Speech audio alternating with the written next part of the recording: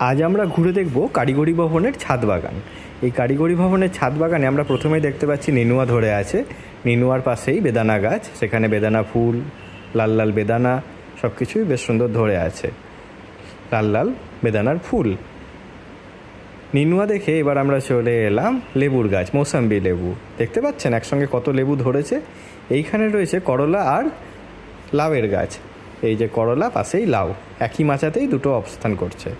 আর এইটা হচ্ছে করমচা গাছ, কি সুন্দর লাল লাল রঙের করমচা। সিম গাছে সিম ফুল অলরেডি এসে গিয়েছে। এই যে একটা সিম হয়েও ছিল। পেয়ারা গাছ, এখন যদিও পেয়ারা সিজন নয়। আর এইটা হচ্ছে কুমড়ো গাছ, কুমড়ো গাছে কুমড়োর ফুল, কিছু কিছু কুমড়োও এসে গিয়েছে। আর এই কুল গাছে অসময়ে বেশ কিছু কুল হয়েছে।